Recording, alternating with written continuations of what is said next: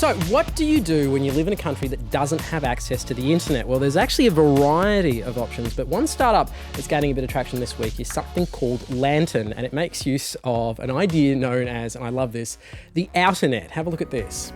Introducing Lantern.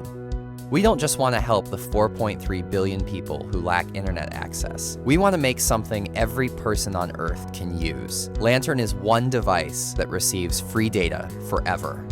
When you want to view the content stored on Lantern, just turn it on and connect your Wi-Fi enabled device to Lantern's hotspot.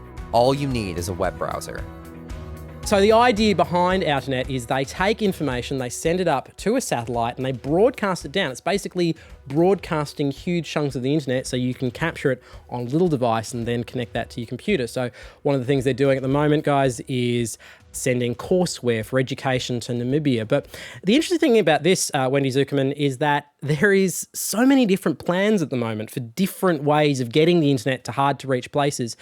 Google have an idea called Project Loon, which is up in a balloon. There's an idea literally of putting the internet in a suitcase. So in terms of the different ideas out there, Wendy, what's the most interesting to you, the one you think is most going to work? It seems like all of the big players in technology right now need to have a plan to give the world access to the internet. And I think that is a really wonderful thing. So you have Google wants to use helium balloons. Facebook wants to use drones. Elon Musk announced earlier this month that he wants to use a fleet of cheap satellites. And by cheap to Elon Musk, it's just a lazy $1 billion. I don't know that Elon Musk actually understands the meaning of the word cheap. For people that don't know Elon Musk, he's about as close as you can get to a Bond villain without actually being evil, I guess. Or Tony Stark, Tony perhaps? Stark, yeah. He's real life Tony Stark. He wants to go into space. And now he wants to bring internet to 2/3 of the world that doesn't have it. He's that Scorpio from The Simpsons. Hank Scorpio. He's Hank Scorpio. Anyway, that is who Elon Musk is. But which of those ideas do you think is the most interesting? Or at least the most viable, maybe, is a better question.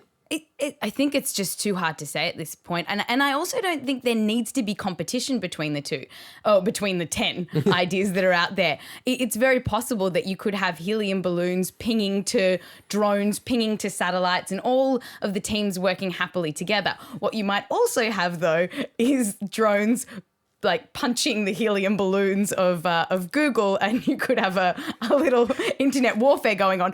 But I think the more devices up in the skies that are pinging internet into those below could be a wonderful thing. Why are you laughing? The moment you described the war above us, Nick just shot me this face that just could not have been any more clearer in its meaning, which was Skynet.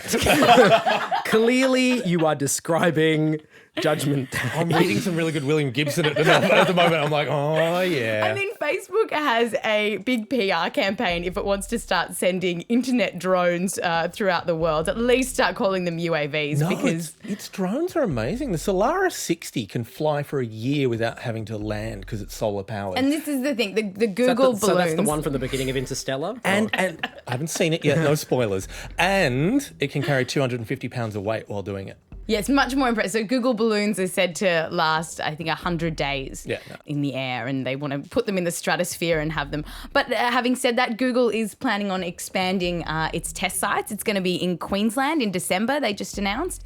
So they're really pushing forward with this. At the same time, Outernet, I think it has a lot of potential. I think the idea of bringing information rather than communication, so focusing on the actual facts of the internet rather than email, Facebook, social media, I think that is a really interesting way to bring information to people rather than focusing on needing to give them all that the internet has. I think there is promise for all of these. I agree. I like the fact that Outernet are kind of thinking of themselves as, what's their term? These are the world's public library. It is about sharing of information or broadcast of information, not about communication. That is a very noble goal.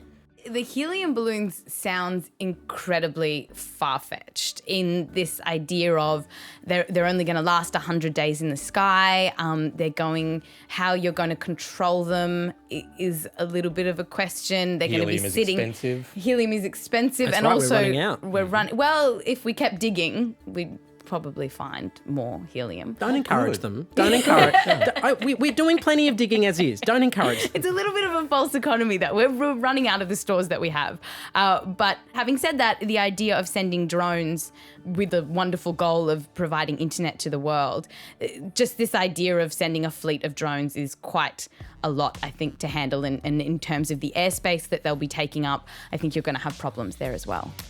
All right, which of these different ideas of getting the internet into difficult to reach places appeals to you? Let us know down in the comment sections below. And of course, there is a whole show. We talk about YouTube Music Key. We also talk about a new potential plan, let's call it that, to block sites that are linking to pirated material. That is all on the audio version of the show, which you can find on the RN website. We'll see you then. And I can't let you go without telling you to subscribe to the RN YouTube channel. There is a button. It is somewhere on your screen. You should press it.